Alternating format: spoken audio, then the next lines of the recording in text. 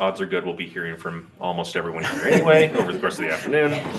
So with public comment out of the way and approval of November minutes out of the way, let's move on to conflict of interest disclosure. And if we could have someone from staff just give us another quick overview of what that needs to be or not be for what we need to disclose. Elizabeth. Sorry. Hi. Yes. Conflict of interest is if you or a family member or business with which you're associated or any of your clients could have a financial benefit or detriment from anything you'll be discussing today. All right. So we'll start over here. Go ahead. Yeah, this is Jeff Wall. I am employed by Housing Works, and they are an applicant. They have a request in for $600,000 to help fund their Simpson Affordable LLC College View apartment project. Thank you. Tom? Yep, I have conflict of interest for Daily Estates. I'm the broker developer on that property. All right. Thank you. No conflicts I'm aware of. There are no conflicts that I'm aware of. Potential conflict of interest, Matt Martino, if any of the clients or recipients of down payment assistance choose to utilize my services for home loans, there's potential conflict of interest there. I have no conflict of interest. My name's Helen Silfen. I have the same conflict as Matt. I work at Guild Mortgage, and if any of my clients use any of the participants for home loans, I would have a conflict also. So I think we just might have some follow-up questions for Jeff and Tony, Yes. Elizabeth. because are they potential conflicts or actual conflicts? Will you have actual financial gain from these awards being provided? Personally, no. And Housing Works is a public agency, so. All right.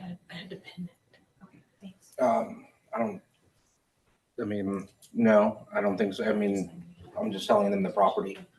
Okay. That's already been negotiated. All right. All right.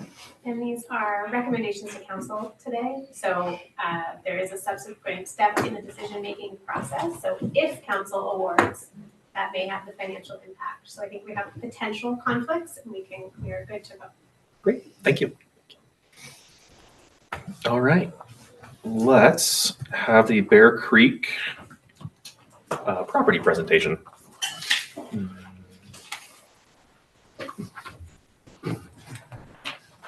Can you sit on that side? We did last time. Just like everyone on the dais, please make sure you are speaking towards the microphone. We do have a good number of participants online, and I know they want to hear what you have to say. Is it best to flip towards us? No, it's fine there. It's pretty sensitive. There we go. Go ahead. All right, great. Thank you all for having us. I'm Scott Nordquist with Bend Redmond Habitat for Humanity, and here's Amy Warren with Thistle and Nest. And we presented previously for the Franklin surplus, and I wish we would have applied for this one as well. I'll be honest. We thought the process was going to be more competitive, so we prioritized the larger parcel having more impact. But we appreciate the opportunity to put in our proposal for the Bear Creek property as well. Next slide, please. I won't go into too much detail here, but I just want to emphasize, so since I last saw you all in October, we've got a closing this week, so we will have sold 8 homes in the last 8 weeks. And we're getting ready to recruit 23 families into our program for 2024. And that's just important for our capacity as we keep growing and working on this partnership together. Next slide, please. So this is a little bit abbreviated from what we did last time. Ian, I think you're the only one who missed our. Yeah. I caught it on the reruns. Great. Okay. So we wanted to be efficient this time. Perfect. Thank you. I do have some quick introductions for our board. Our board treasurer, Larry Kine, is here today. Our board vice president, Zoe Plummer, and secretary, Shelby Steele, cannot be here at this time, but and we currently do not have any staff. So Thistle Nest acts as the owner of a project that we do. We partner with developers and builders to fulfill the piece of affordable owner-occupied housing that either are or really should be perpetual in nature. The nonprofit focuses on purchase opportunities, pre-purchase support, and post-purchase stewardship. In addition to Larry and I's organizations that partner with the nonprofit, Thistle Nest has also partnered with one other developer in its short existence to do that exact service. Thistle Nest plans to keep our internal overhead pretty low, including staff. We connect with other organizations, or contract with other organizations rather, as much as possible. And we also act as a conduit to other services, so everyone is specializing in what they do best. Our structural and model is a little bit unique. Our team feels strongly that the wheel didn't need to be reinvented, but the wheel definitely needed to be re-engineered if we plan to address the significant shortage in housing in a significant way. Our current pipeline is a testament to that. Change in structure from the norm can sometimes create questions, and we welcome those if you have any. Thistle Nest operates with an emphasis on transparency and compliance. The level of funding and stewardship we have been tasked with is not taken lightly at all by our team, nor is the incredible responsibility of connecting humans with the basic need of housing. We're both humbled and honored to be in the seat of change. Next slide, please, Rachel. Okay, again, so this is a pilot partnership. We will be developing these parcels concurrently. So we will form a combined LLC. We are in the works on that process. And again, it's a great combination of experience. Amy founded CORE, has brought a lot of innovation into the affordable housing world. Habitat has been doing affordable home ownership in Central Oregon since 1989. It was not a buzzword, not in the headlines. We have a lot of experience doing this. Again, like we said with the Franklin parcel, all the families will go through Habitat's home ownership program, and these properties will be deed restricted for permanent affordability. Habitat did a 2022 LIFT award as a scattered site, so you can apply basically for the same award as a scattered site. So we'll plan to do that with these sites and treat them as one project with our state funding. Next slide, please, Rachel.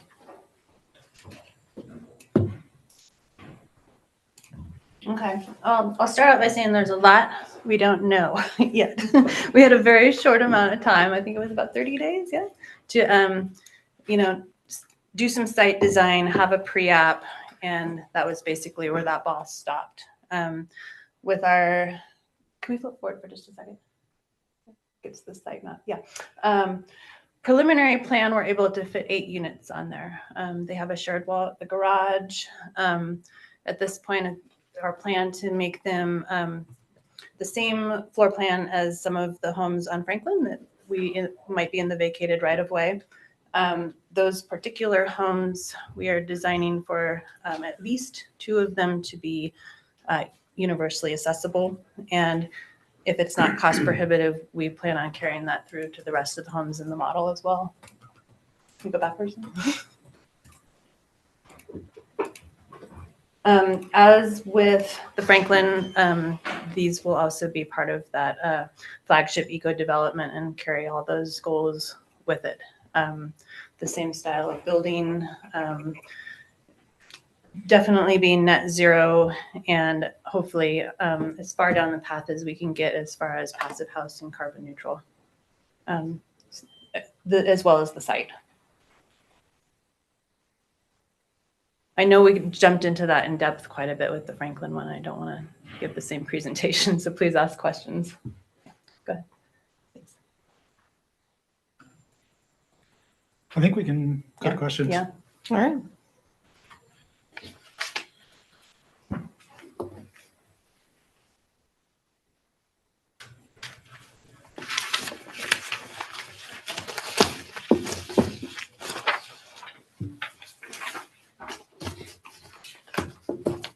Anyone with questions? I'll start, I guess.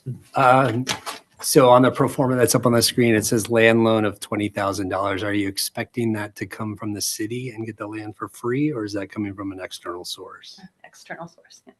Thank you. Perfect.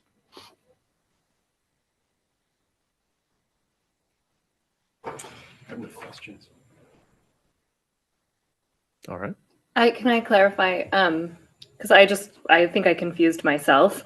So the Bear Creek has 2 accessible units and the Franklin has 2. Are we looking at them as separate, or how are we dividing the accessible units that are being provided between both? So in terms of cost effectiveness and development and kind of replicating the same design, we're proposing not to put the accessible units in this Bear Creek development. Got it. But to add 2 more than we proposed originally. I to see. Franklin. Okay, thank you So for we'll have clarifying. 4. We're proposing 4 at Franklin. It's just a better use of the design and the layout. And the can you resources. remind me how many were originally proposed at Franklin? 2 Okay. originally. Okay, so you're increasing it to yeah. 4. Okay, got it. Thank you so much. Well, and also, it's important to us that we under promise and over deliver. Like I said, if we can get that plan to replicate without a significant cost over to Bear Creek, we'll do that. Understood. Thank you. All right. Any other questions or a motion? Motion language. Sorry, you don't have motion. You don't have language. motion language. Can That's I like go off everyone look through here. Can I go off the cuff? Fumble. Yeah, do it. All right, ready? I'm gonna butcher this. It's gonna be great. I move to award Thistle and Nests, Recommend. or I move to recommend the Thistle and Nest and Habitat for Humanity's proposal, or recommend to City Council that Thistle and Nest and Habitat for Humanity's proposal for the surplus property on Bear Creek. And what comes after that? That's it. That's it. Good talking. I'll second. Thank you. Thank you, Helen. Any discussion? Seeing none, let's vote. All in favor, aye. And that is unanimous. Thank you all. All right. Thank you very much.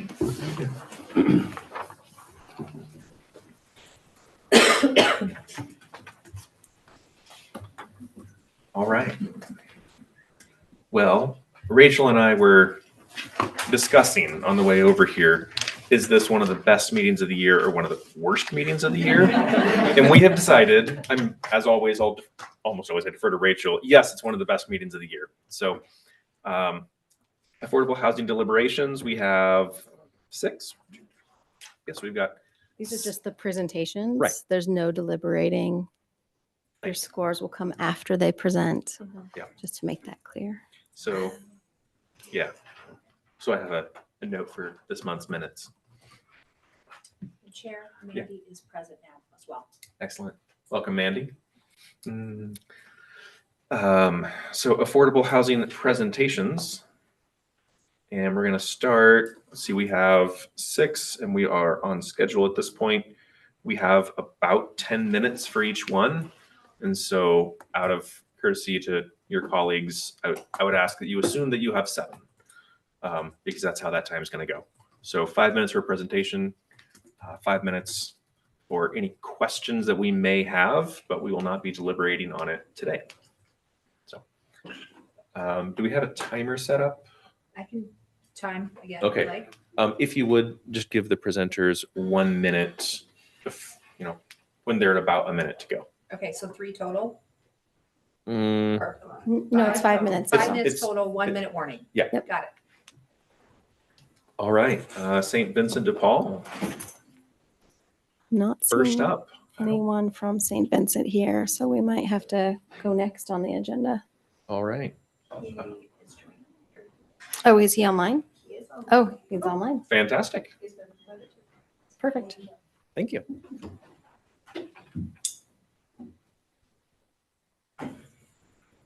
Let me get the screen up.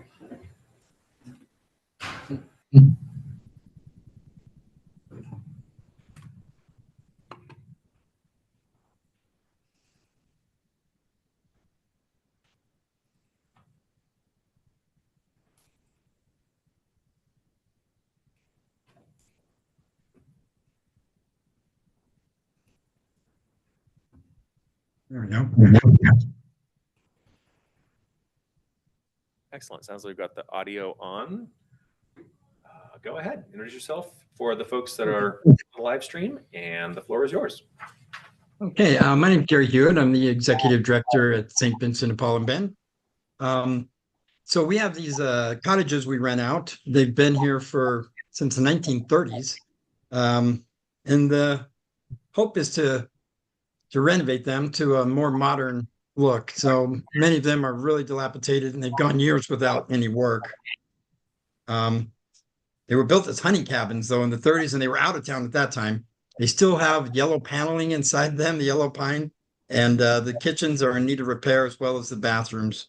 So, slide.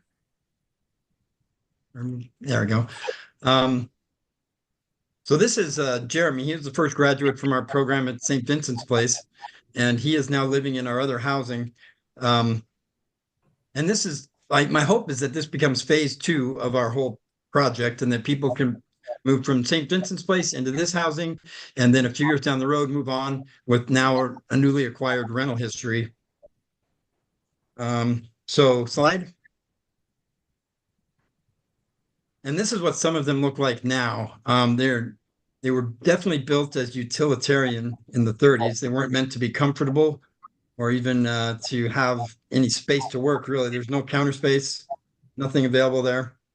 And they were justified to maintain them this way with low rent. So the rents on these, when I first became involved with St. Vincent de Paul 8 years ago, some of the people were paying less than $300 a month. And they rationalized this with this kind of condition, saying, well, you know, they're not paying much rent. Well, we need to move from that, I think. So slide. So this is one we renovated just a year ago. And it actually didn't take a lot for this particular unit, but they all have varying degrees of repair needed. And this slide is actually inaccurate. We no longer have an income cap on people moving into our housing. It's a straight rental. We view it as affordable housing. The highest rent paid by anyone to this right now is $1,100 a month. And most of them are significantly lower than that. But as we improve them, we plan to raise the rents and still come in far below market rate. Slide. So the short term, you know, is housing for an individual with dignity. You shouldn't have to say, well, they're paying lower rent and it's their first rental, so it can look like this. No. It should be a rental that anybody would be proud to have. And the long-term goal is to, well, beyond what it says here, is that we hope to serve as an example to the community. This is what we need to do, all of us. We need to bring people into more affordable housing. So we're going to rent these at below market, no matter what. That's our goal, is to stay as something that can be afforded by anybody in the workforce. So, and that is all I have today. Great, thank you. From the committee, any questions? I have a few. Thank you for your presentation. This is Matt Martino. A couple of quick questions for you. With no income cap, how are rents going to be determined? Well, like I say, they're just going to be 11. Right now, our rent is $1,100 on a newly renovated 1-bedroom, and it's going to be $1,200 on a 2-bedroom, and that's all utilities included. So we're calling them affordable housing. That we are under no restriction to have a set rent price. Okay, next question. You've renovated one. Are you expecting the same costs across the board? How long? And I guess a follow-up. How long ago was that renovation completed? Okay, that renovation was less than a year ago, and it came in, like I say, there wasn't actually a lot done to that one. But that's a good example. The previous slide, the one that showed the bad kitchen, that's the difference between two of the units. Another one, we had $6,500 was spent to upgrade a bathroom. And right now we've got another one being renovated for $17,000. So there's going to be a significant difference in what each one needs. It's just based on, you know, almost 100 years of use. Some have been used differently than others. So I expect a wide range, but it came in at an average of about $9,000 per unit as an estimate. All yield. This is Heather Simmons. Thank you for your presentation. Were you expecting or anticipating a grant or a loan? A grant was what we were anticipating. Okay, thank you. Mandy has her hand raised. Mandy, go ahead, please. Thank you, Mandy Dalrymple. This is kind of similar to Matt's question, but a little bit different. So I thought I heard you say there's no income cap for a renter. So I know this is transitional housing, like from your program, and I think you're doing a great thing, but how are you going to verify that the tenants are in need, like they're of the income bracket that qualifies for like assistance, like 30 to 50% of the federal poverty level or something of that nature? Well, our plan is not to look at income at all. We actually want to help people who are experiencing, that don't have a rental history, maybe a criminal record.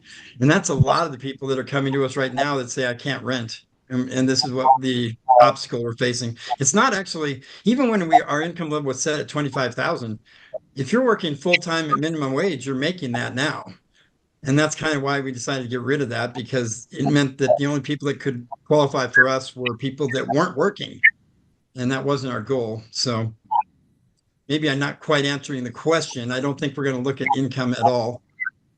No, I think you are answering the question. I think that's, thank you for that information. I think it's how do we ensure that the funds that we're allocating are going to support people in the greatest need?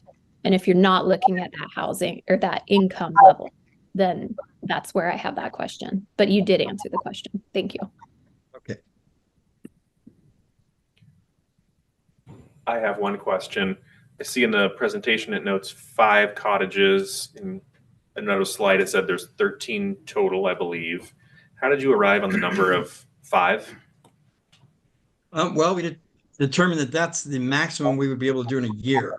So more of them than 5 need repair, but we're trying to not remove anyone from housing. And so on average, between 5 and 6 become available each year. And so we thought we would go with the lower number there of 5 as the number to hit, so we wouldn't have to displace anybody. All right. So just to clarify, the constraint isn't labor or money. It's the unit turnover and how quickly that approximately goes. Correct. Yes. Thank you. Please go ahead. This is Joanna Gardner. I'm wondering how many square feet the cottages are. Oh, that's a good question. I'm not sure of that. They are small. I would say they're 600 square feet, maybe. Thank you. Yeah. And where did the funding come from to renovate the cottages that have already been renovated? Okay, so we were going to purchase a home. We wanted to start renting out rooms in homes. So the people graduating from our program and others would have a place that they could afford. And when the interest rates started going up, we realized that it was not feasible for us at this time to do that. So we looked at repairing instead. And the money we had is hopeful a down payment on a house became the money we used to renovate the couple we already have. Gotcha. Thank you. One last question is, if you weren't able to get funding from this fund, would you be able to continue to renovate, or would the renovations stop? They would have to slow down greatly. The money we generate from this is used to operate the food pantry. And so that pays the profits generated from rental, pay the salaries and utilities of the food pantry. So, we definitely need that to continue. So we would have to just slow down the rate that we develop them at, and possibly, if it got so bad, we might have to shut one down. But we would definitely look for other sources of funding from other grants. And I would think we would be able to find some funding for them. Thank you for answering those questions. We're getting close to time. Any other questions? All right. Thank you very much for the presentation. Appreciate you being here. Now let's go to Roost Development. Astral Development and Jewel. I believe David from Astral is virtual. Perfect. Picture him sitting here just taller and better looking. We had only gotten a PDF, but that's not gonna express the whole field. So let me take this to the, I think David just emailed me a PowerPoint.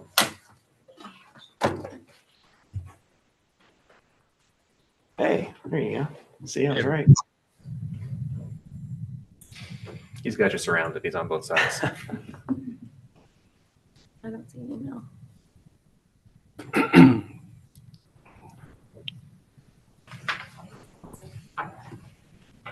Oh, okay. So all we have is PDF. Okay. Okay. And that's what we'll share. Well, let's get that up. You'll hear from staff when you've got about a minute remaining in the presentation. And go ahead. Yeah, so my name is Peter Grube. I'm with Roost Development, a local company here in Bend, developing infill, multifamily, and net zero energy. And we are partnering with Astral Development, represented here by David Mosey. And so he's going to be our lead presenter for our 4 remaining minutes. Thanks, Peter.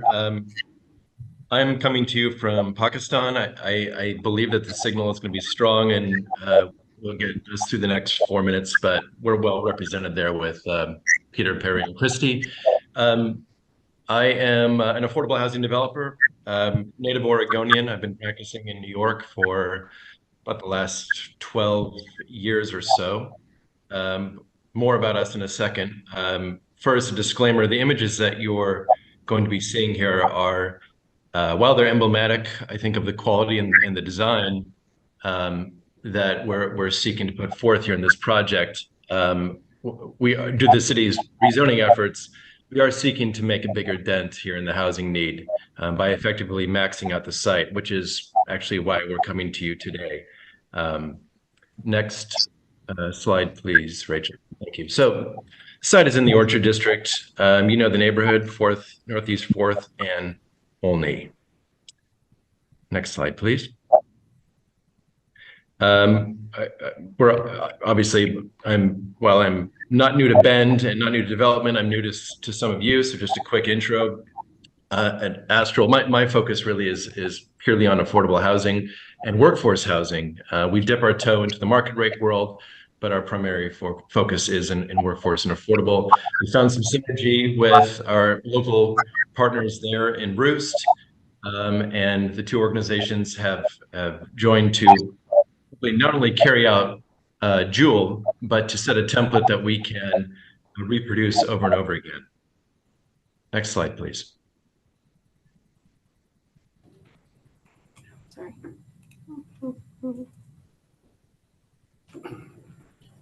Is there their slide? There we are.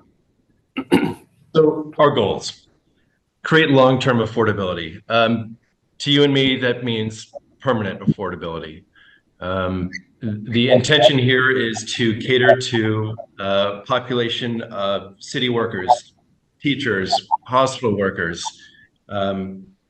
people who work in the hospitality industry, the growing tech industry. Our goal is to design. Most of us have backgrounds in architecture, landscape architecture, and design. So we really put design first, and the intention is to build social capital, create robust places where people can live out their lives and hopefully build social equity. Next slide, please.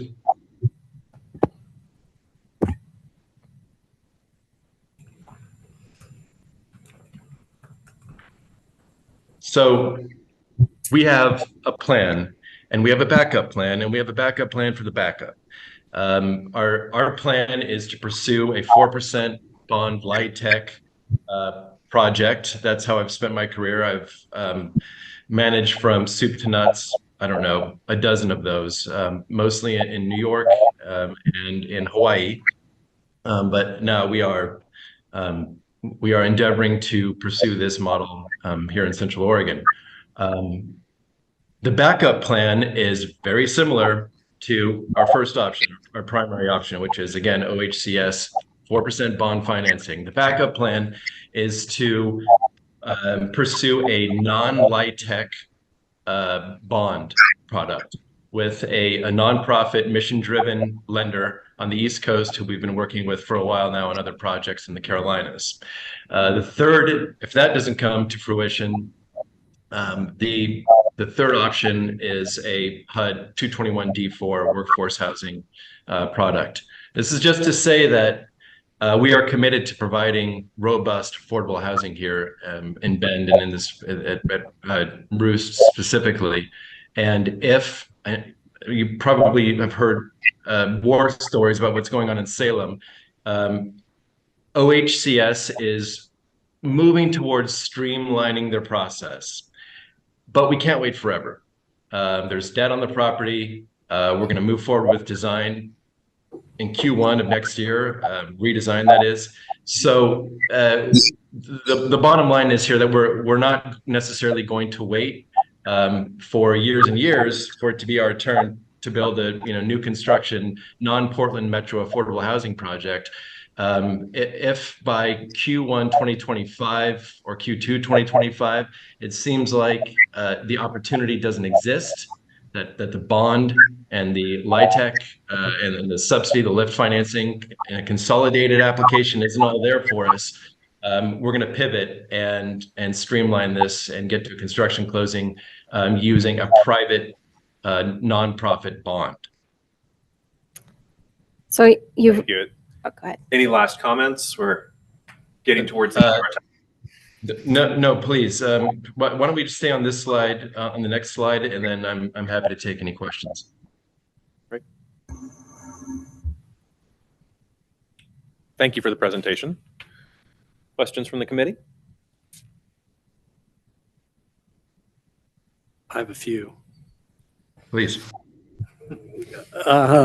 So in your application, you said you checked the box that you had site approval. I assume that's for the old site plan, correct?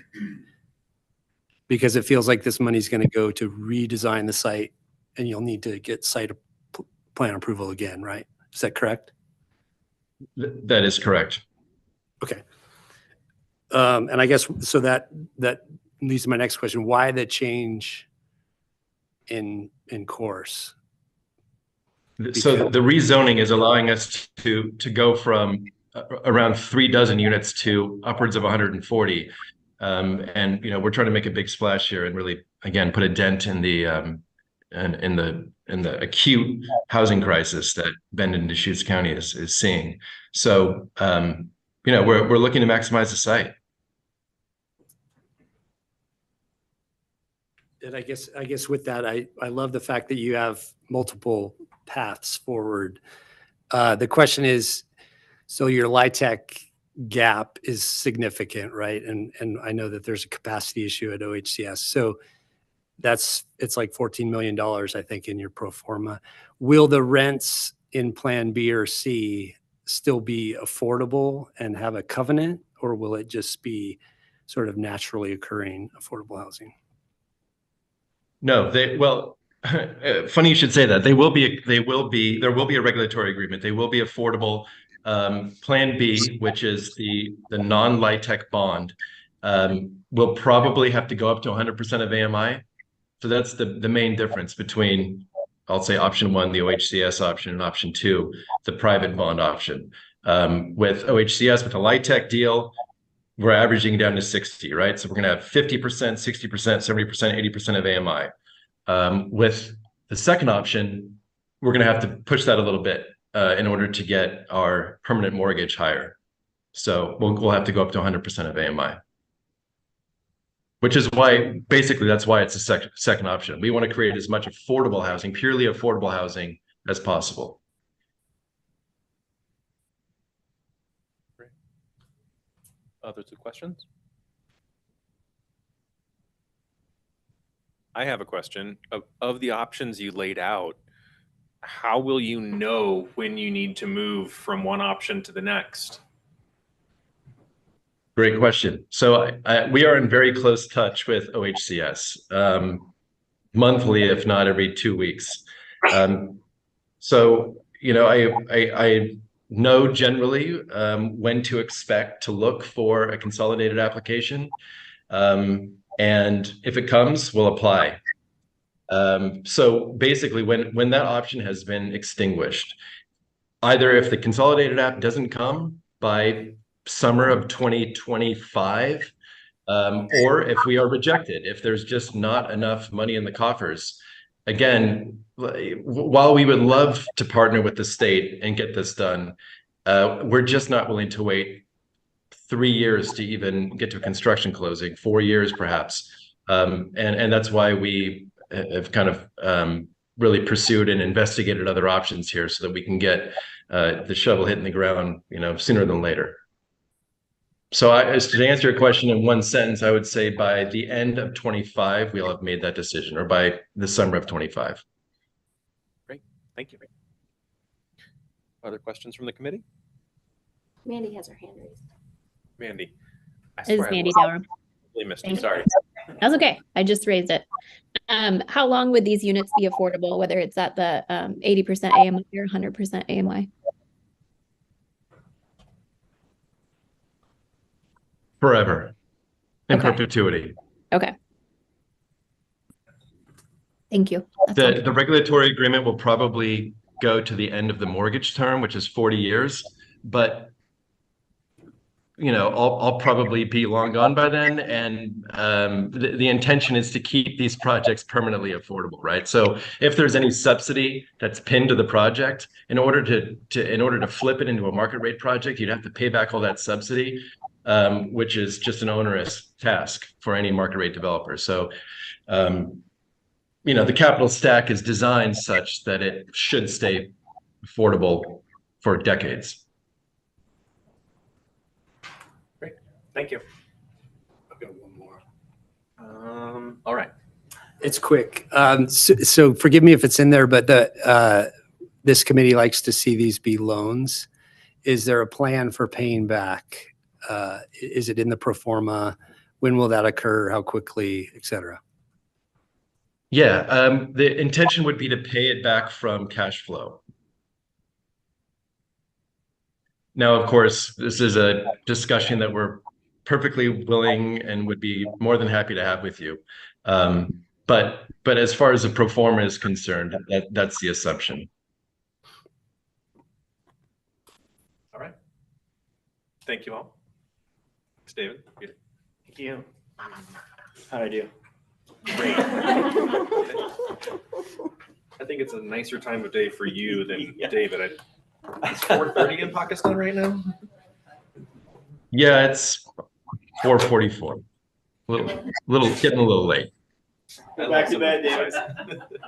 Okay, I will do. Thank you all. And United Housing Partners. We have them. Yep, there's Tyson now. Hello, can you hear me okay? We can. Thank you. Okay. I'm in Missoula, which sometimes feels like our internet connection is like Pakistan, so I hope that it Well, the previous one was pretty stable, so let's see if we can do that. So my name's Tyson O'Connell. I know some of you. I was before AHAC 3 years ago, and we're going to cover that a little bit in this presentation, asking for a loan for our project Stillwater Crossing. I'm also a principal and owner at Wishcamper Development Partners. I've formed a new company called United Housing Partners, and we're doing the exact same thing that Wishcamper Development Partners did. So that was 3 years ago. Some of you probably weren't on the panel then. I was also here a few months ago when we did the reporting for Stillwater. And I remember I had a PowerPoint and there was an embedded video that didn't have sound. So I didn't put an embedded video on this one. So we will go through it with that in mind. So our project's called North Triangle Apartments. I'll name it right now. It doesn't have a point. It's in the Caraway Master Plan, which is a 150-acre master plan community that Polish Homes is doing on the north side of Bend, up in the North Triangle area. We'll once we move a little bit further into this, you'll see this master plan community has a mix of commercial, light industrial, affordable housing, and then market rate housing. And the city of Bend required Polish to do a certain number of affordable homes as part of being annexed into the city for the master plan. So Polish approached me and asked, can you build, I think it was 72 affordable homes or 75. And we came up with a plan to exceed that minimum. And we currently have a 90 apartment development planned for the space. So if we could go to the next slide. I covered a lot of this already, but I've been doing this for 12 years, previously with Wish Camper Development Partners and Wish Rock. We've worked in 17 states across the United States. Right now, and for the last 4 years of my career, I've been concentrating on Oregon and Montana. And that's because we have an office in Oregon, we have an office in Montana, and both those places need affordable housing. So when I was last here a couple months ago and we gave the report on Stillwater, we still had 2 buildings to be finished. We've now finished all 240. We have over 550 people that are living at Stillwater Crossing, which is 100% affordable. It'll be exactly the same income structures as we're going to be putting here at North Triangle Apartments. Next slide, please. We have some renderings that I'll show you and in just a minute. Yeah, but the project is 90 apartments. It'll be 100% at 60% AMI. As the previous presenter mentioned, it does. We're also applying for a lift on this project, and we've been meeting with OHCS every 2 weeks as well for the last 4 months. I feel they will be putting out a consolidated application. I'm hopeful they will be.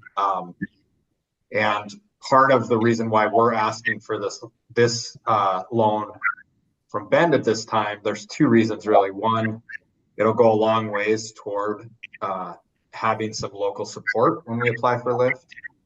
And 2, there's been a number of things that OHCS has said is a priority, but the number one thing, because tax exempt bonds are so limited, is they want projects to be ready to proceed. So we are planning to use this loan to make sure that we're ready to proceed. So as soon as we receive the lift award, we'll have the project already positioned so that we can apply for the 4% credits, and you have to close, at least all indications are that you'll have to close within 6 months in the future of getting allocated for those 4% bonds. They're doing that because they over allocated the 4% or tax exempt bonds in recent years. Next slide, please. This just shows the amount of residents served. Like I said, we're going to have 100% of the units will be serving 60% AMI or under. We put a much higher percentage of 2 and 3 bedroom apartments in this than we did the proportion at Stillwater, and we did that just because based on our experience there, we had a demand for these larger units that was very high, and we using the same guidelines that we use to show the number of people served, that would be the amount. And then of course there's turnover. So at any given time, it would be an average of 315 people that would be served. And then as they turn over, these would remain affordable and would continue to serve other families. Next slide, please. These are the rents because they'd all be at 60% AMI. They're the current rents. So we know from our project at Stillwater, which has 240 apartments, it's about $1,000 less per month. So whether you're in a 1, 2, or 3, it can vary a little bit, sometimes a little more, sometimes a little less, but you can think of a family saving $1,000 every month on rent that they're living at North Triangle. Next slide, please. This is the area, and then we have another rendering after this. I think most people are probably familiar with this. Obviously, Hunnell Road, which is down at the bottom of this, very close to our site, but very close is where they've had the homeless camps for many years that have now been moved along.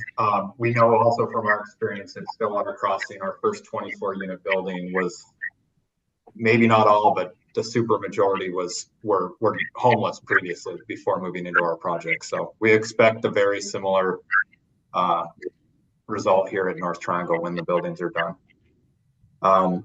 We actually applied for lift last year on this project, and we did the pre-application. We had to remove it because the land was not yet annexed into the city, so we didn't make the threshold for lift. So we've already applied though, at least once, and we'll be applying again this year now that it's been annexed in and the master plan has been approved. Next slide, please. And if you would, your closing comments as you're able. Thank you.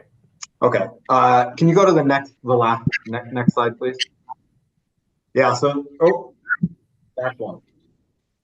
Yeah. So that's just a rendering of where we are to put it in perspective. You can still see a number of the RVs along the 2 different streets there. That's the location where this project would take place. And I'm happy to answer any questions that anybody has. Thank you, Tyson. I'll look to Mandy first because I seem to frequently forget that. All good. No questions. No questions from me this time. Thank you. Nope.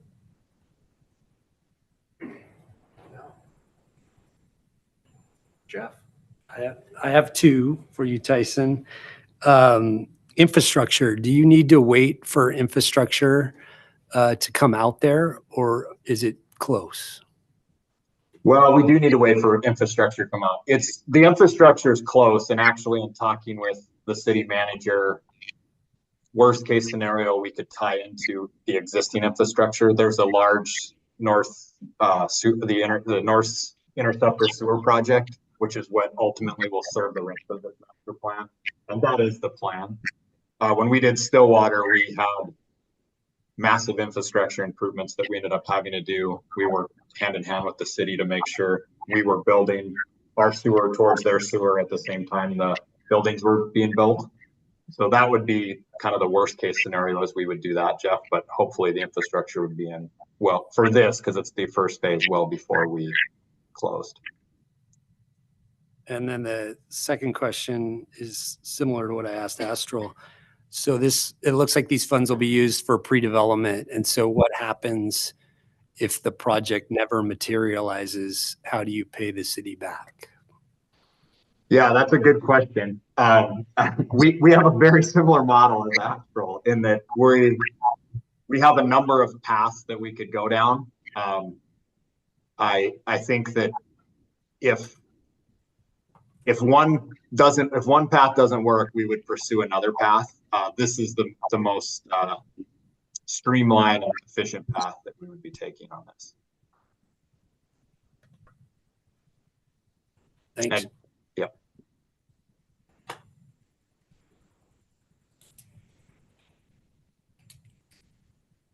All right. I don't see any other questions, so thank you very much for the presentation. You bet. Thank you. Still wanting to work in Bend after having done it once already. Yeah, 100%.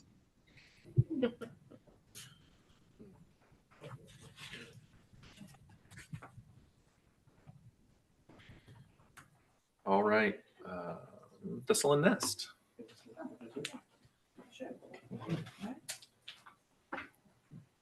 Are you able to bring Stephanie in? What side do you want to see? The side. I don't want the hot seat. I'm going to share my screen. All right, you're good. All right, I'm pretty excited to introduce Stephanie to you guys. Stephanie, we contracted her earlier this year to build our website as well as translation and interpretation services. The Sloan-Ness will contract Stephanie in 2024 to also do our outreach, marketing, and buyer support specific to our projects that received 2023 LIFT funding. And then I already introduced you to Lori. In addition to being our board treasurer, Larry is also one of the development partners that does work with the Sloan-Ness.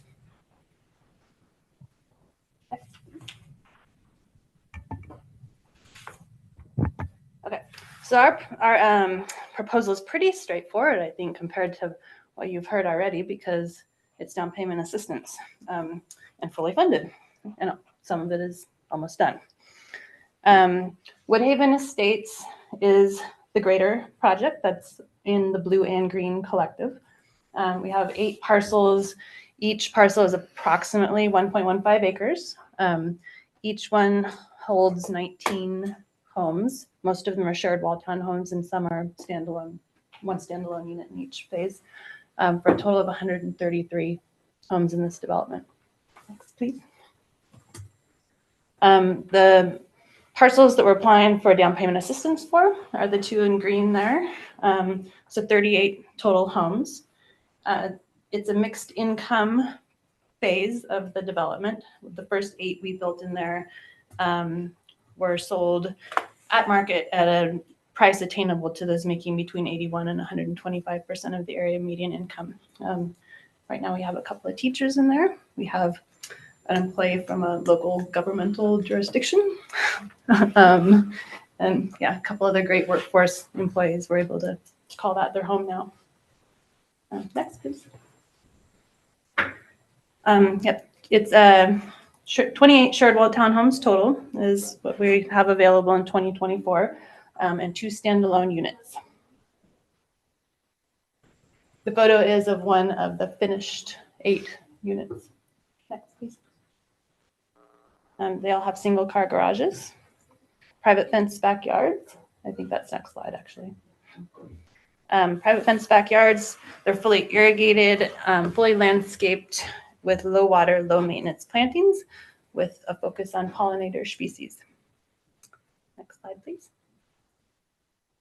All of the townhomes in this phase are 2-bedroom, 2.5 bath, 1,100 square feet.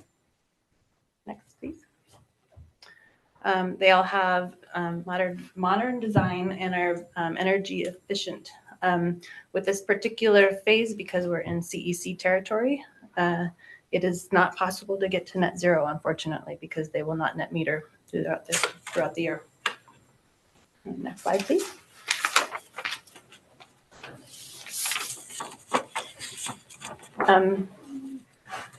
So for our schedule in 2024, we're going to have 9 homes ready for purchase in March. 11 that we just are breaking ground on right now will be ready for purchase in August, and the remaining 10 will be ready for purchase by the end of the year. With this mild winter so far, we don't see any deviating from that schedule. We're asking for $750,000.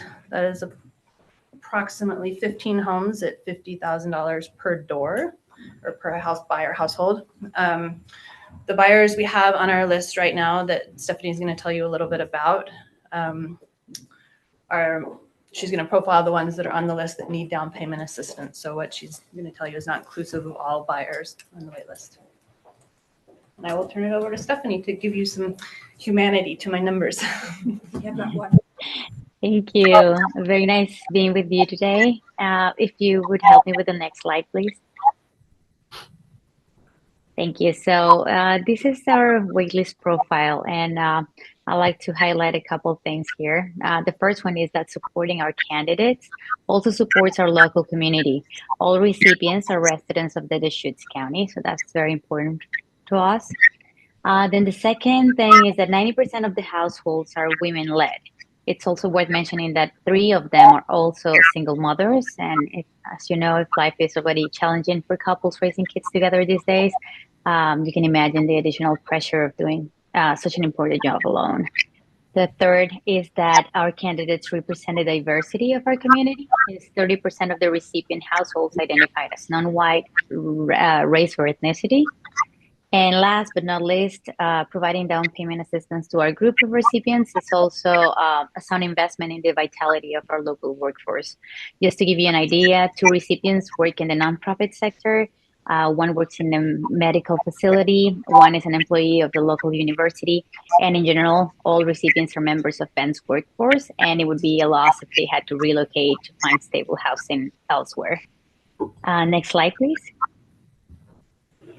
We often hear the phrase, they need some skin in the game, referring to buyers of affordable housing. And this is bothersome somehow because when a household is at an income level where they are living month to month, it is nearly impossible to avoid debt, accumulate savings, and build good credit at the same time. So in measuring commitment solely through monetary contributions may undervalue the other forms of commitment and dedication. And we just want to highlight that this group is really committed to make things happen, and the group is exceptional, the group that we're presenting to you as recipients, and all of them have defied the odds already, have been incredibly responsible with their finances, yet they can access enough credit through the current circumstances. So I'm going to give you some numbers here again to support what I'm saying. And basically, the average non-household debt per recipient is only $5,450. The majority of that debt comes in the form of a vehicle loan. However, 3 of the candidates' households have no debt at all. Then the average buyer's credit score is 763, and 3 of the households we're presenting have credit score near or above 800, which is already a great achievement. And the last point I want to highlight here is that the average household contribution toward the home is $23,000. And 3 of the households we're presenting also have savings up to $30,000 and a little more. So this group of recipients is putting skin in the game, and sometimes people just need that last push. We have that with your help. We can give them a stepping stone to make their dream of owning a home come true. I pass it on to you, Amy. Thank you, Stephanie. If you would, just closing comments. Yep, no problem. Thank you. Okay, we have a quote here.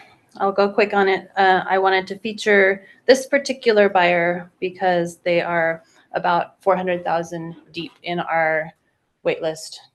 That's how much we would need to be funded at to reach this particular buyer at 50,000 per. Depending on interest rates, that might change a little bit at buying time. This particular one has been in the Housing Works program preparing to buy a home for 4 years now and is just graduating. They have down payment, Section 8 housing voucher to apply to a purchase. And is really, this particular individual is really the picture of who and what we want to serve. Due to interest rates right now, a lot of people are falling short of the qualification amounts they were getting a year ago. Am I done? No, I'm just nodding. Okay. if you would. This is done. Okay. Last frequently asked question. If, why fund or invest in us? Well, number one reason is you're not. You're funding or investing in buyers. Each one of these does not go to us. It goes to individual buyers who need to bridge that gap somewhere between generally $30,000 and $50,000. Number two, this is zero risk. We are a fully funded project. We are under construction. It's really about getting the buyers in the houses. And number three, a very timely use of funds. As soon as the funds hit and we're able to use them, we can put people in houses. Thank you. Thank you. But butts and beds. Yep. Thank you very much for the presentation. Thank you, Stephanie. Sorry, I didn't leave any time for you to talk. That's probably better. Questions will start on this side. I want to be the only one asking questions. So I have a couple. One is there any reason why this wasn't a CDBG request? Yes, CDBG regulations are not compatible with the structure of our for-profit, nonprofit partnerships. So you can't use HUD funding at all? Correct. Okay. And then my next question is a little detailed about your pro forma. I see program management fees, developer fees, GC profit fees. So I know you guys are closely sort of held. Explain to me sort of what goes to who, I guess, is the question. Because it's sort of driving the cost of the homes is all these line items. So I'm just trying to get a handle on what's going where. Correct. So trying to figure out how big I want this answer to be. This little nest kind of came out of, it came into the partnership in a backwards sort of way. Larry and I in 2018 formed our partnership to develop affordable housing as a for-profit LLC. At the time, since 2018, the state of Oregon LIFT advertised that it was okay for a for-profit to apply for funding if you're as long as you follow the covenants. We were very proud for the first phase at Woodhaven to have been the first for-profit to be awarded funding in 2022 at almost $2 million. And when they were going to hand that over, they realized that it violated an Oregon statute that says you have to be a public benefit organization. Coincidentally, we had foreseen that we would need something to steward the homeownership program in a way that was perpetual, and had registered a nonprofit 3 weeks prior. So they agreed to allow us to go through our 501c3 process and transfer over the awards. As you can imagine, we're in a sensitive situation now because we were a for-profit that planned on contracting a nonprofit to take care of our homeownership program. Right. And now there is a nonprofit that is going to contract a builder and developer to do that work, because Thistle and Nest as a nonprofit does not build and develop in-house. They act as owner only and runs a homeownership program. So being quite aware of that, we hired an attorney, Dan Eller at Schwabe. He is a tax law attorney and specializing in business and nonprofit. He was involved in the creation of our conflict of interest policy, our bylaws, policy and procedure around that, and helped me in reviewing the 1023 to the IRS, where we disclosed all of these intended relationships. Of course, we go through a process with project after project where those relationships may change, and we might, like I said, we're working with another Thistle and Nest. Thistle and Nest is working with another developer, right? And that will be the paid developer on that project.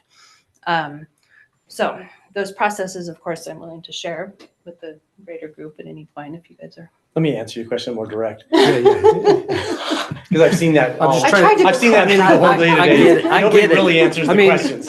It's in kind of order to funny. do stuff, you have to But make money. but I it's get crazy. that. I'm just trying to figure out what's Yeah, kinda where- 100% total.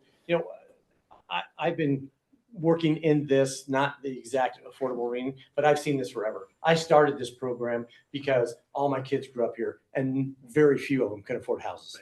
Right. And so I started this particular project to go build, to get houses to local families and whatever that grew up here and needed to be here. Right. And so I was not planning on making very much money on the project. I was doing it, not that I'm not making money, don't want to do that, right. But to go do that type of thing.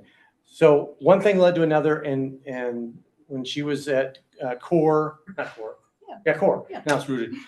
She asked me to be on a board, blah, blah, blah. I told her, you're crazy. You don't want me. She said, yes, she did. And so the next thing we knew, we're doing this. And now we have like 400 homes in Bend in the pipeline.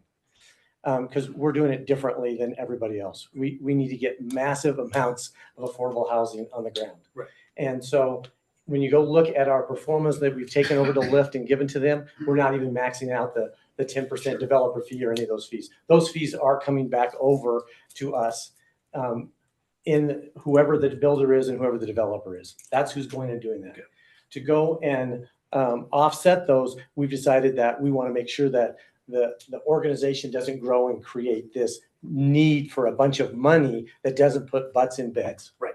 And so we've gone and we've decided that the best thing we can go do is go make that so it's much more affordable for that, and we contract everything out so we don't create a beast that needs to be fed. We're creating an entity that can go put and build units as fast and as affordable as possible to put butts in beds. That's what we're doing. Good. Thank you. And whether that's coming to us as the developer and the builder, or that's going to other people that we build that we design that out, that is dynamic. Okay. Does that answer your question? Yes. Perfectly? Okay.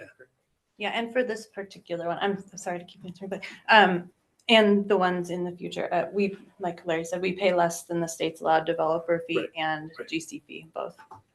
Yeah, and I'm not questioning the, Oh, I the know. numbers. I'm just trying to figure out, Yeah. like I said.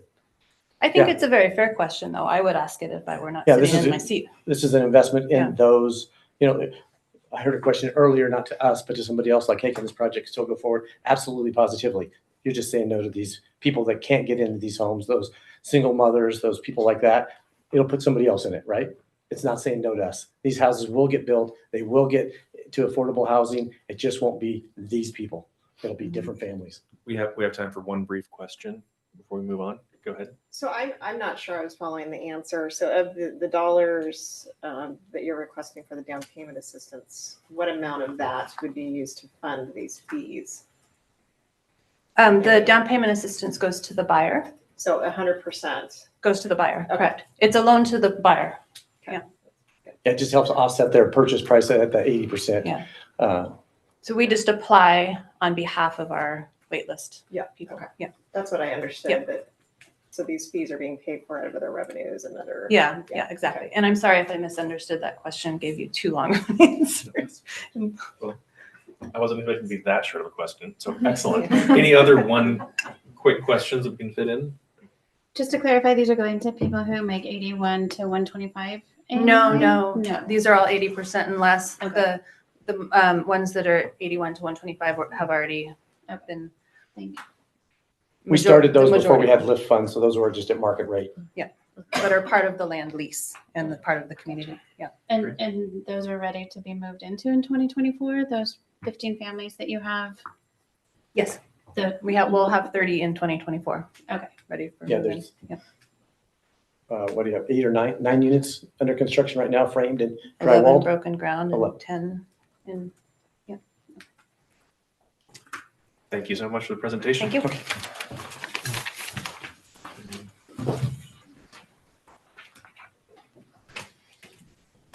All right, Bend Redmond Habitat for Humanity.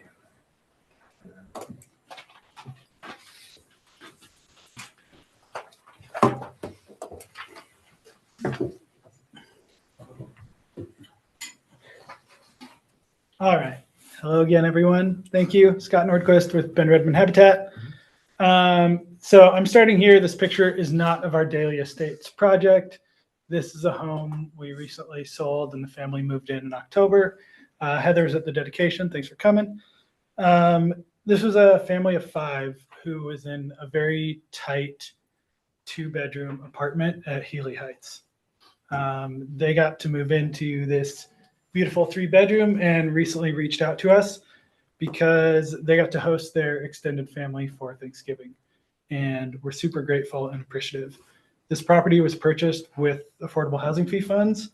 And I just want to recognize and appreciate you guys get to vote on these and you deliberate. You don't always see the impact. So there's a huge impact for families in our community. Next slide, please, Rachel. So on to our Daily Estates proposal here. On the overview, you can see this project is down near 27th and Reed Market.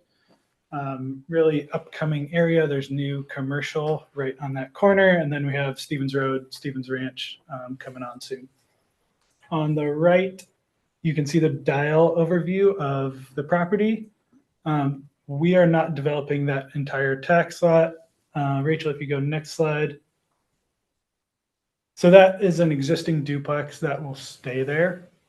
And we are putting 9 townhomes and this private road is going into these. So Habitat will be purchasing these as build-ready lots, and then we will start building. Next slide, please, Rachel.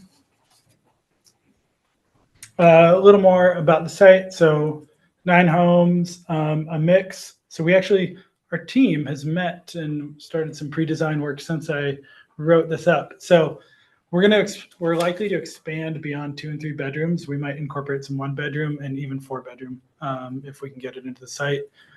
We work with clients all year round with our home ownership program. We see a huge need in 1 bedroom and also 4 bedroom. They're just less common. They're not being built as often. So if we can make it work on the site, we will try to accommodate that. The site will be permanently affordable. We already have a LIFT award on this, so it'll be under 80% AMI. All sustainable construction like Habitat has been doing over the last few years. So an efficient building envelope, solar, and then xeriscaping and climate resilient landscaping. As you see, this is an awesome infill project. So we're taking a backyard and turning it into 9 homes. And just a little on our timeline. So we're kind of already kicking off some of our design process. Site work will happen next summer. Vertical construction in the fall of 24. First homes will be completed and sold in the summer of 2025. And we have a really efficient process of rolling our construction from one building to the other. So we typically roll our closings through the development, and we anticipate final sales in the fall of 2025. We'll go on next slide, please, Rachel. All right, this slide I added just as a story of what we have seen in the last few years of affordable housing development. So these are our most recent projects. You can see in the blue is our construction costs to Habitat, and in the green is the affordable mortgage that was typical to that development. So costs have generally escalated across the board here. Daily, you can't quite see it, but it's about $420 for the cost and $170 for the loan.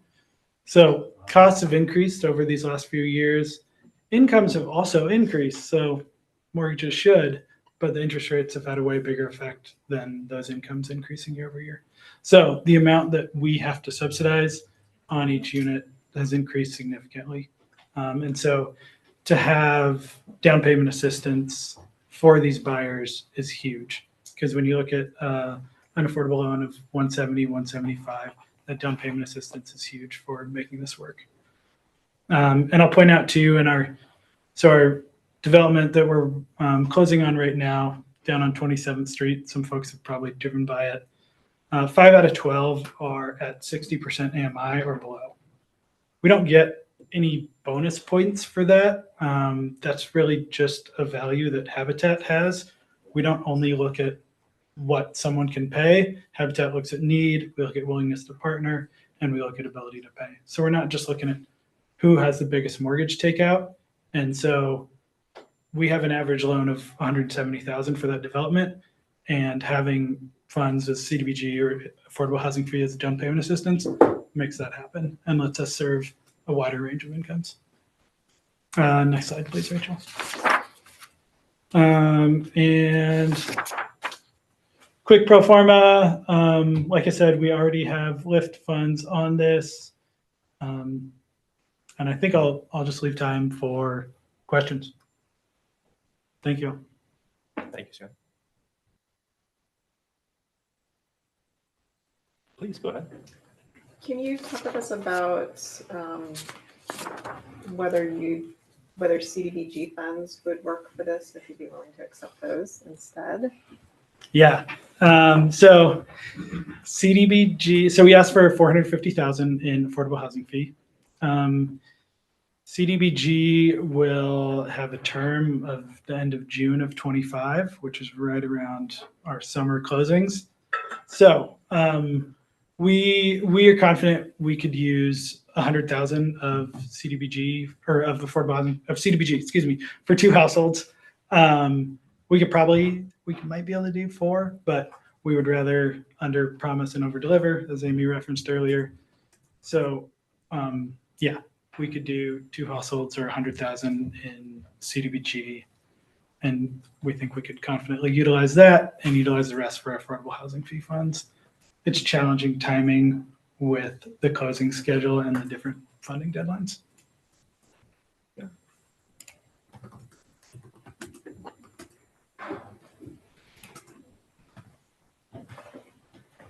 I have a couple, but I don't want to hog the floor.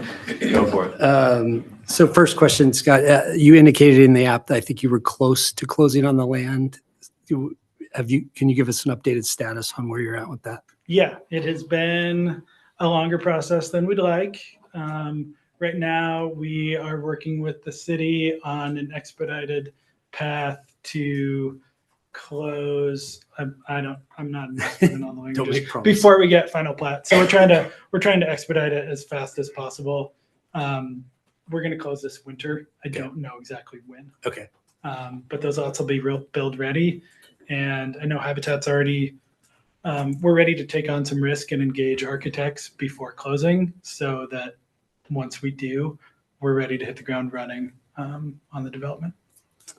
And to be fair to Thistle Nest, so I apologize again for the detail. I'm a numbers guy. So in your pro forma, you show a line item that says startup costs and then another line item that's program fees. Can you explain to me what those might be? Can we go, are we looking at? I can bring it back up. And it might have been in a more detailed version of. Oh, it might have been the line item budget, which I don't have. Yeah, that has like all the. That's not. It's not like the project. I think it was in the actual home hard cost detail or something like that. I don't recall what's the startup cost number is offhand. Those are typically different startup costs that we can bill to that. We're going to get the lot to build ready, so it won't be significant. In this one, program fees, we assume a program fee for our homeownership program. So our homeownership program is about a year long and designed to really set homeowners up for success. And we have a fee based on the number of families that we're moving through the program during that time. For coaching. So that's where the program fee comes from. Good. Thank you. Last questions? Keep us on schedule. Mandy has one. Mandy, thank you. Thank you. Real quick question. I might be misremembering on this, so apologies if I am. You said it's permanently affordable. I thought with Habitat that once the homeowner purchased the home, after like 10 years, they have the potential to sell, and Habitat could be the first to purchase it. But if not, they could sell it to anyone. Am I misremembering that? No, so it is changed and gotten more complicated over the years, Mandy, but you are correct. The homeowner can sell. Habitat retains the right of first refusal. So we will attempt to buy it back. Historically, in the old days before land leases, they could refinance or were likely to sell on the open market if we didn't buy back. Now that we are in the land lease world, it is very likely that Habitat will buy that home back and place another buyer in that home. But we have a really great shared equity model where that homeowner has a predictable amount of equity that they will earn in that sale so that they know what they're going to get. Thank you. Good question, Mandy. Thank you. All right. Thank you for all the information. Appreciate it. Thank you.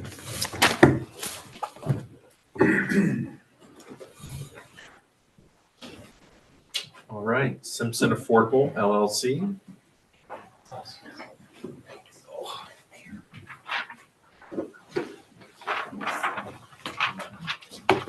I got handouts for you guys. Love handouts. It's a note that says you're free.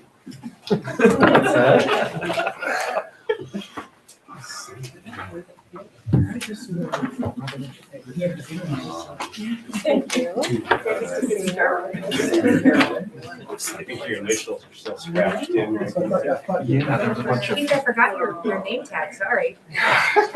So did I. I think I still have it, actually. I'll put it down there for you.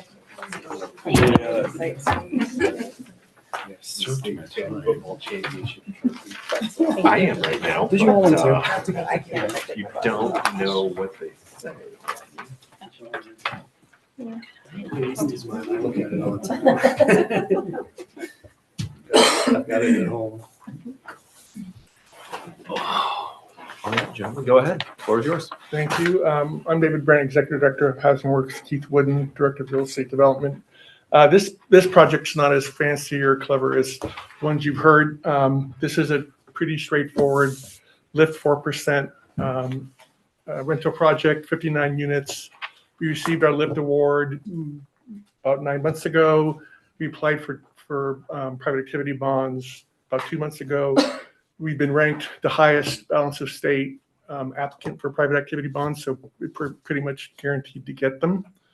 We should hear next week, hopefully, officially, that we've been fully funded. But we originally performed this project about a year ago, but when we first applied for the lift, and then since that time, everybody knows things have changed in the market. Our interest rates are now higher than what we performed. The tax credit yield is lower than we performed, and we've discovered a couple things about the site. Even though we spent $150,000 on geotech, they still missed some things, like a swimming pool sized pile of unstable soils near the bottom of the site that will have to be removed and re-engineered. So we have about a $600,000 gap in our portfolio now, so we're looking to fill that so that we can close in May and be under construction by June. Keith is the expert and can give you every single number you've ever asked for. So. That's a high bar right there. No, but as David said, so we've been working on this for a couple of years. You guys have probably heard about it, know a little bit about it. It's a lift deal. It's 60% AMI and below. It's 59 units.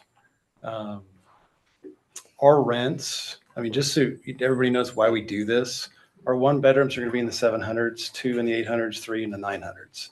And so it takes a ridiculous amount of gymnastics to get your financing to be able to produce rents like that, because we pay the same to build this thing as anybody else does. And so as David mentioned, there's definitely been some surprises with the site. We already knew about the unfun soil on the west side, but we got some surprises on the east side that we didn't know about. These are driving costs. You'll see in your elevation too that as we've gotten down through design, we've had to step the building down a little bit, and that's added some costs. We didn't want to do that, but you know, the engineers and architects kind of drive that conversation. Either that or we have 20-foot retaining walls around it, which aren't desirable. So and then the last piece that David mentioned too is the tax credit pricing. While it's not slipped a lot, every penny is $100,000, and so it creates a whole in pro forma quicker than you realize. And we didn't expect that, but that's starting to slide. And for you bankers, you know, it's because rates are so high, the yields have to be less, and so the market's driving some of those things. So we didn't really want to have to come to you guys. We have a funded project, and we got our planning decision last month, and we're almost done with the DD phase of design. So we're really into it. We've kind of got everything figured out, and we're going to head into the construction phase here this next week. And so it's a project that is on the west side of Bend, and like I said, we don't want to have to come to you guys, but we've had these kind of little hiccups that made us do it. So, any questions? Can you remind me, are these going to be managed by Epic? Correct. Yeah. Mandy has a question. Where is she? She's on the screen. Oh, there you go. Oh yeah, it is up there. My eyes. Does it need- Please go ahead. Okay, sorry. I have two questions. What happens if you don't get the funds? First question. we'll have a difficult time closing. And well, I mean, there's a couple of different ways. We'll have to go find some other money potentially, or we'll have to strip back some essential features of the site or building that we'd like to put in but wouldn't be able to afford. We're committed to doing it. We'll get it done somehow. It might just make it a little harder. Okay, the other question is, I know this has been riddled with challenges. I'm very familiar with the site. What happens if you encounter more in your development? At this point, we've studied the site so extensively. I mean, we didn't study the east side because originally we didn't know there was any fill over there. At this point, we've potholed almost the entire site that's going to have any buildings. Okay, so you have a high confidence that you're not going to encounter any more issues like that need adjustments or would hold you up. So Mandy, the most direct answer to that is once we start and get going, we're the guarantor for making sure it gets done and we can't stop. So we hope we do all our homework up front, I mean, we've spent more, as David mentioned, on geostage just because we knew we had it's a fantastic location, but it's one of the worst sites as far as a site that we've ever tried to develop on. And so, so we're definitely doing our homework to make sure that we're not surprised, but if something comes up, we still have to finish. So that's our best answer. Okay, thank you.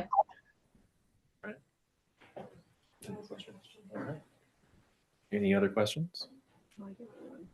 Go ahead. Accessible units. So there's going to be 5. So there's 3, I mean, for the design people, there's 3 type A's. All the ground floor units are going to be visitable and adaptable. And then we have 2 units that are visually and audio accessible. So they have the little flashers and the horns in them. So 5 units will have accessibility features. 3 will be lower countertops and all those specialty stuff. All the ground floor will be adaptable to be able to do that. And invisible is kind of another layer. And then there's 504, which I think drives a few other things that the code people might tell me difference, but I just always say, okay, it's in there. It's but yeah, so that's for a family property. We typically go with 1 in each size of unit. So in this property, we have 1 and a 1 and 2 and a 3. And for senior properties, we have fairly high demand for these features. And family properties, we typically don't, but we have them anyway. Okay, thank you.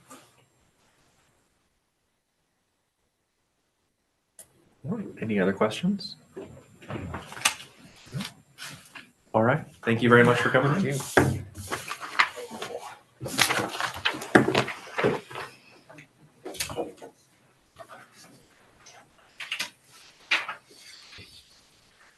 All right. We are doing all right on time. Let's go on to staff report. And did you want to update the Yeah. report? I think you might have forgot No. If you would identify yourself for the stream and the viewers and all of us. Hello, everyone. My name is Lynn McConnell. I'm the housing director. Just wanted to give you guys 2 updates. Let me pull them up so I'm looking at the right things of codes that have been moving through that you may be interested in. One is you may know or have seen the media on the tree advisory code. It's called TRUAC. That stands for something. They have come up with some recommendations that will go to council on February 7th, which is that first meeting in February. Keep that as a placeholder. You all may be asked to take a look at that at some point and have somebody represent the committee's views on that tree code at some point. So just keep that on your calendar for now.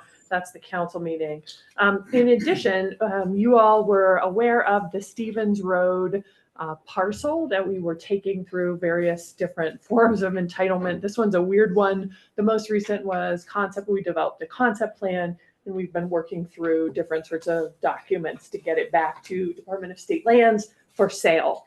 So there was, at one point, I think we presented you with a handful of concept plans to choose from. Community weighed in. They wanted the most dense option. We've made a handful of changes based on some feedback from the Department of State Lands, which is the owner of the parcel.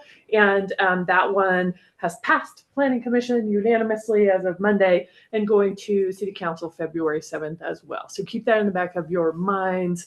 I think council so far has been supportive of the concept, so I don't know that that's one that we would want AHAC to, unless you guys have deep feelings about it, need you to weigh in on it anyway. But wanted to know that it's out there and moving along as well. For your knowledge, the process is there's a certain amount of time after all of these amendments are approved by council, assuming they are, where DLCD, the governing agency of the state who regulates land use across the state, that's my simplest version, has a chance to sort of approve our final things. And then DSL, the landowner, Department of State Lands, will sell the property, to our knowledge, on the market. A portion of that property will come eventually to the city of Bend for affordable housing. So that's why we're engaged in this process pretty deeply. We have about 20 acres over time that'll come to us, some of which is earmarked for school district housing. So we're really looking at how to implement a school district housing program here in Bend. We'll see.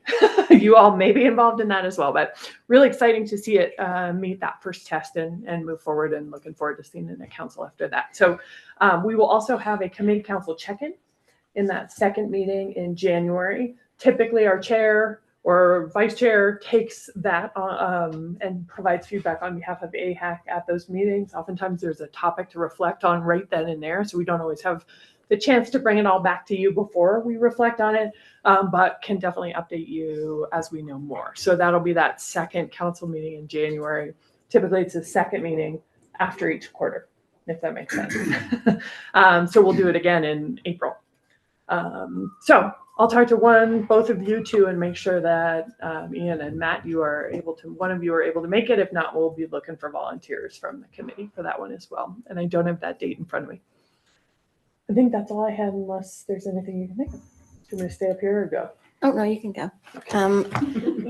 I just wanted to make sure everyone has received or accessed the proposals, and you all know when the scores are due to us so that you can get us your scores. I recommend you having reviewed all of them, go back and review your scores and then submit them to us.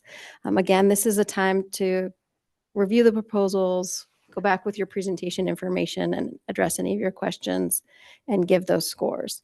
And then at deliberations, staff will come to you with a report on who has applied and any concerns we might have from past experiences or current projects. And then we will let you deliberate and decide what you will make funding recommendations for. Remember, the amounts that you have for making award recommendations haven't yet been determined. One, we don't get the full amount from HUD until the spring. And if there is further government decisions not to fund the federal government, that gets later and later. So that CDBG amount is always an estimate on what we were awarded in the previous year. With regards to the Affordable Housing Fund, we have that amount December 31st. So the amount that you see in the proposal applications and in the previous announcements of funding was an estimate based back in October when we started the process. So that funding amount looks like it might be increased, but just don't base your scores on the funds that exist. Base your scores on the proposals that were before you and presented. And with that, I'm going to hand it back over to our chair. You all received information from me regarding SDC methodology and that presentation to council, and the chair is going to lead you in a discussion around that. Before the chair does that, I shouldn't refer to myself in the third person. So just to clarify for all the folks on the committee, you're looking for us to finalize and submit those scores. Is that right? Correct. Okay. Prior to attending the meeting where we deliberate. At least a week prior, yes. A week prior. Okay. Everyone that feels her looking deeply into your soul about that timeline, I feel it myself. She means it. Okay, great. Thank you. our last point of business that I'm aware of is discussion of the SDC methodology presentation that happened last month. Thank you for doing that. I know all of you were here because I've actually seen the minutes. They weren't published here.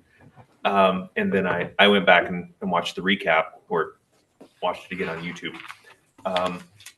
A thing that, so subsequently what happened to that is that City Council met, and I believe Rachel sent out the link to that meeting and the part that's relevant. So it, where that conversation ended up at council was that City Manager Eric King said, sounds like there's more conversation to be had. We'll bring back some more options. This is an opportunity for us to provide more input and for us to my mind, get more clarity on anything that we as a group aren't fully clear on, of what the new methodology would entail.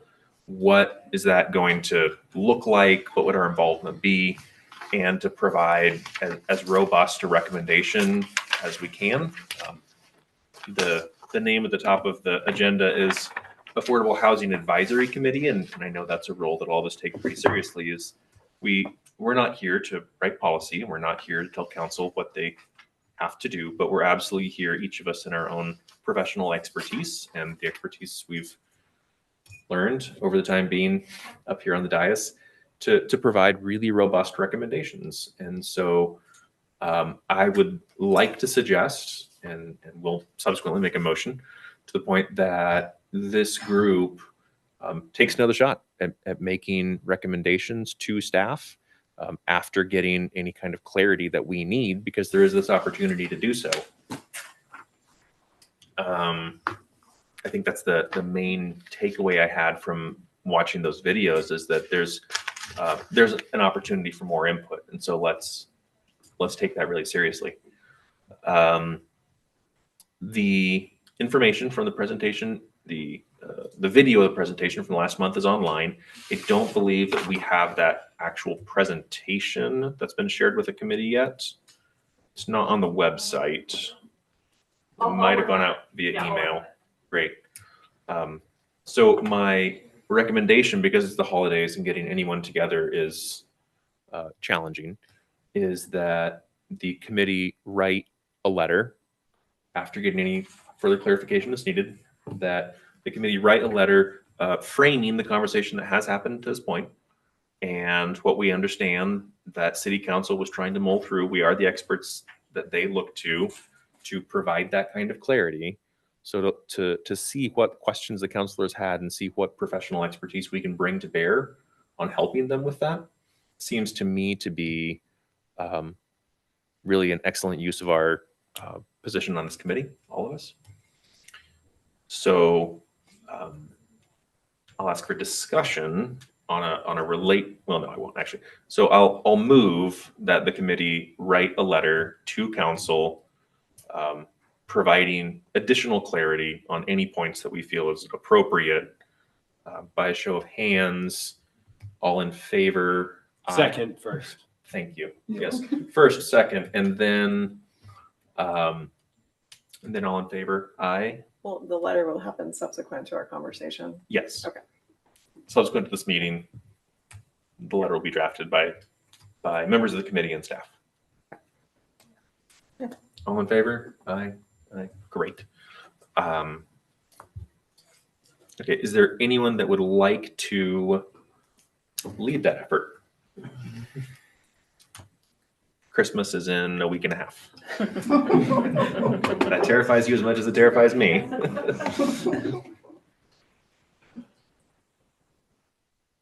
want to. I just don't know if I can give it the attention that it deserves. Okay. I can lead the effort because I have very few hobbies that happen in December. So I will volunteer to lead it. Is there anyone else that would specifically like to be involved in crafting that letter? Matt, Tony, love it. Thank you. How are we going to have just more discussion about this? That is prior to the letter reading. Challenge of a letter instead of a subcommittee. we throw a couple minutes at it right now? We can, because we are not behind schedule currently. Have you all had a chance to read the letter that was sent in the email? Yeah. I mean, that was some of the discussion we had at the last meeting, and that was my whole point. Was we have a supply and demand issue. We're going to be reducing the amount of revenue coming in a time where revenue is absolutely of the utmost importance. But I mean, the long-term gains could be beneficial in that we're increasing potential tax revenue over the period of time as well. But we're in a supply and demand issue. Incentivizing infill is something that has always been an issue. Concerns regarding affordability for ADUs are valid. However, simple economics, supply and demand, create more supply, and costs could potentially go down. Overall, I don't really think that this impact is massive, especially given how many ADUs were produced. Now, if it comes to a situation where all of a sudden we're getting massive amounts of ADU applications in development, maybe it's something that we look at, but I think we're just trying to spur infill here. That was my whole point with this letter, and it just didn't seem like it went well.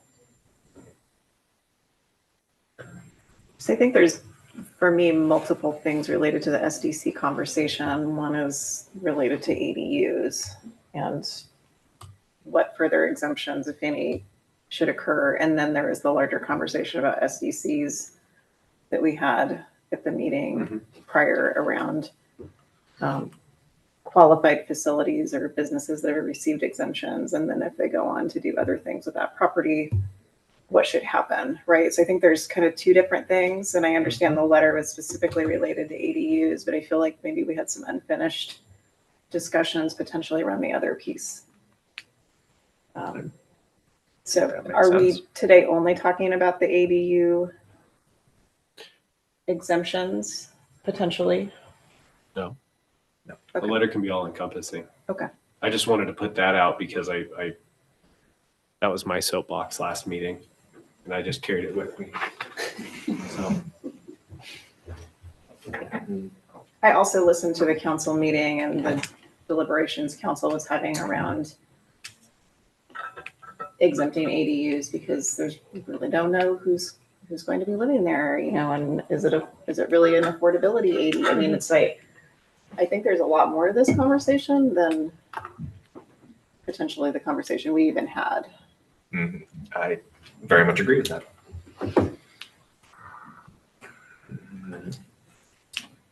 So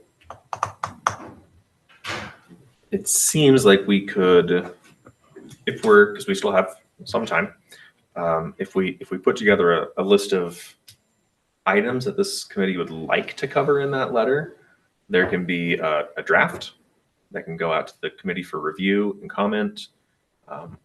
Our timeliness concern, our next meeting is actually before council will hear, we'll take up the issue again. However, there's not probably enough time for the letter to be distributed and have much impact before then. I think if we work through this over the next 3 weeks, it'll leave enough time for the letter to have an impact and also for staff to be able to get their hands around it. So I'll take notes. What issues would this committee like to see addressed in a letter? And there can be many. The letter can be long. Matt's going to help.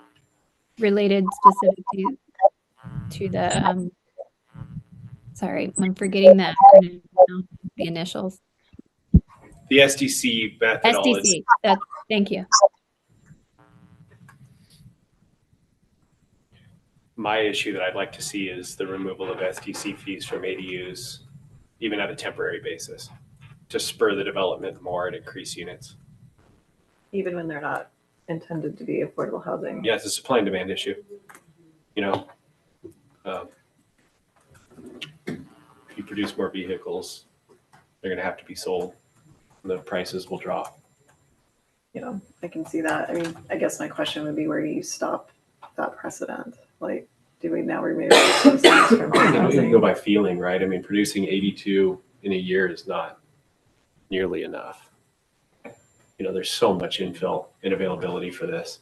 You drive down the west side and on the west side of Bend, and half the buildings have detached garages that could do this, right? How many people are actually interested in doing that though? I mean, it's a very different thing to look around you as a non-homeowner of that home and be like, you could put an ADU there.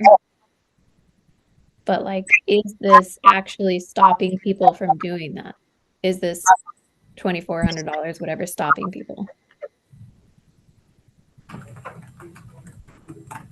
It definitely goes into the costs.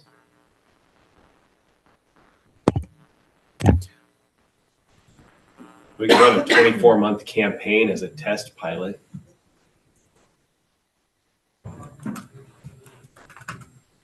That's something that the Affordable Housing Committee has recommended before, is putting a time limit on an idea to see what the market capture of it is. And that certainly sounds like I would personally be in support of some approach for that.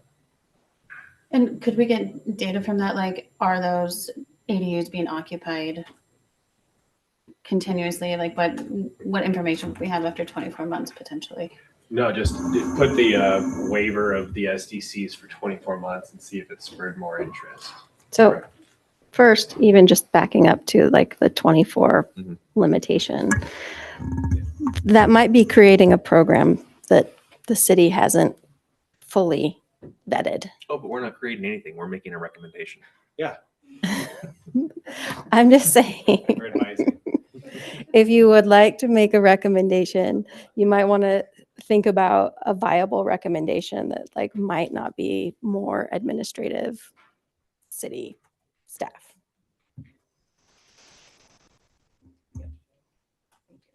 I just know that council will take that into consideration. What can we understand about ADUs now?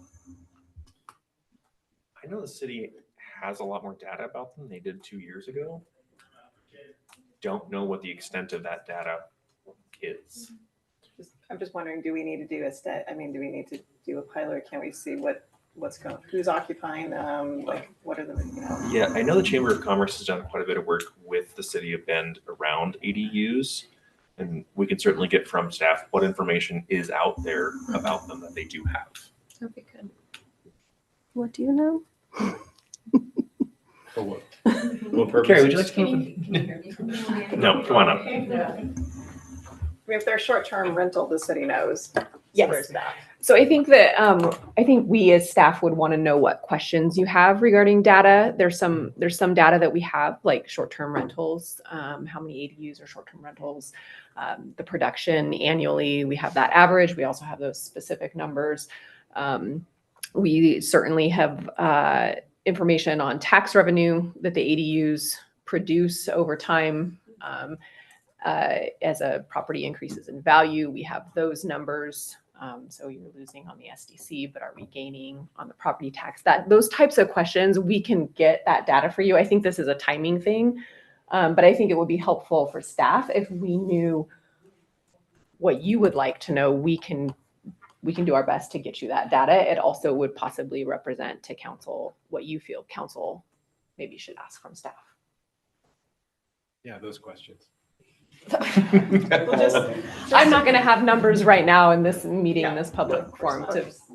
Just to clarify though, like you wouldn't, unless it's a short-term rental and the city obviously would know from reporting the revenues coming from that.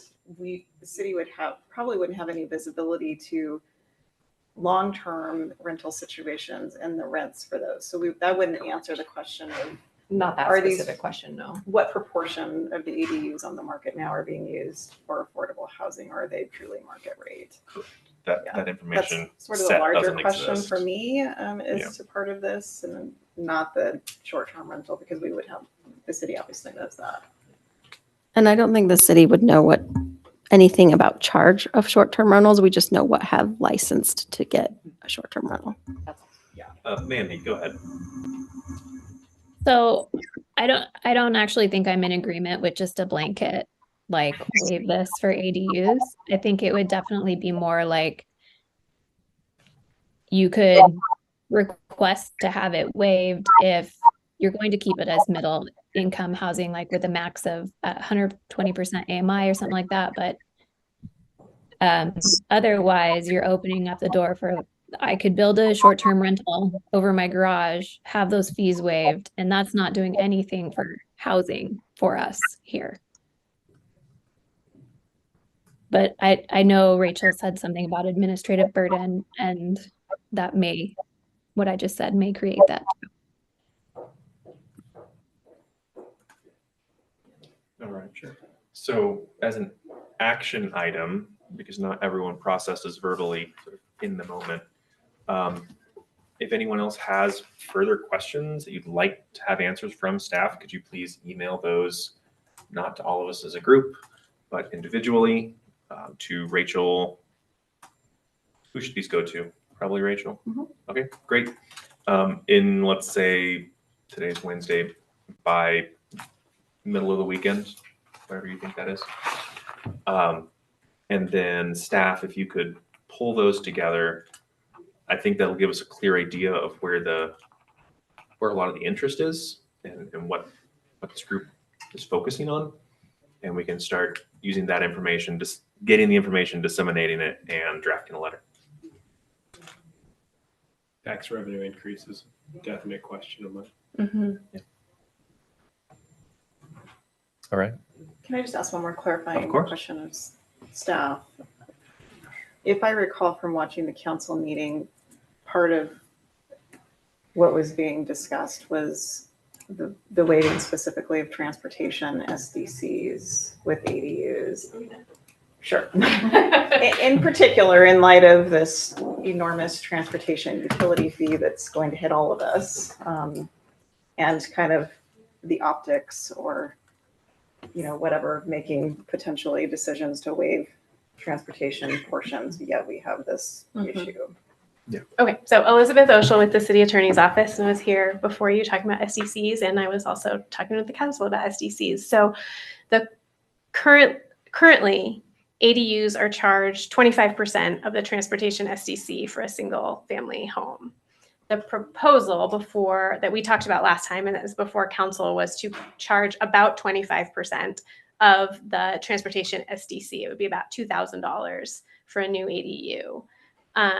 The proposal is to continue not charging water or sewer SDCs to an ADU unless a larger water meter was required to serve the primary unit, plus the ADU then was required to serve the primary unit. So that's the proposal. What council talked about is there a way to lessen the transportation SDC that would be charged to an ADU?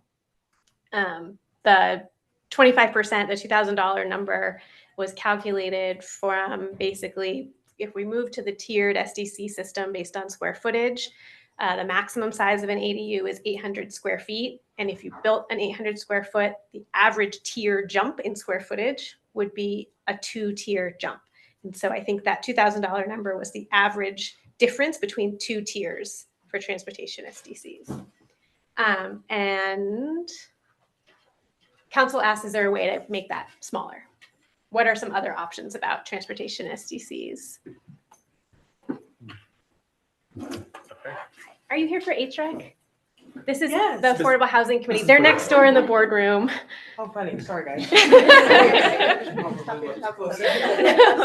There's We love 2 having public visitors meetings going on right every now. second Wednesday. You can come through here. Yeah. It's all right. I'll show you. So I think that would be one question, just long as like you yell additional surprise clarity when on you what's current state, what's being proposed to be changed. Because that feels, I keep forgetting. Yeah, so it's $2,000 is a proposal. Council's question was, can that go lower? Should it be lower? Yeah, should it be lower? And there were mixed feelings about it, it seemed. There was not enough time to have a robust discussion in the work session. Good way to put that. Yeah. And Matt, your pitch was to make it 0, right? Make it go away completely. All right. But before we do get to 5 o'clock, there's one other thing I want to say just about the process of getting to a letter, which is that the whole committee cannot be deliberating on email about what should go in the letter. So if you want committee deliberations, they need to happen in a public meeting. So the way that would work for a letter is that everyone would send any draft, any modifications to the draft or suggested language would get sent to staff. Thank you. Would get sent to staff, not to Committee members. reply all. And then staff would help move the letter into a document that would have consensus. Perhaps staff could just send it to us individually and then we avoid any reply all. They've been using blind copy, and that seems to work. So you can't have a serial deliberation, which is like a game of telephone, can add up to a meeting. So, and deliberating through staff is still deliberating. So if you want the whole committee to have input into a letter, then talking about the letter at your next meeting may be the most appropriate course of action. Yeah. That makes sense. Okay. So if everyone can get your questions into staff by the weekend, I think after that, Matt and I will meet with Rachel and see what it looks like makes sense to do that is legal and reasonable. And then the next council meeting on SDC methodology is January 17th. Yes. No, I knew the date. I just wanted to make It's sure. January It's the 17th, and we week meet after before that. our next AHAC meeting. So if we do need, if it seems like we do need further deliberation, we will have that before a letter goes out. Okay. Sounds good. Thank you all. I believe that unless there's any other new business, I believe that we're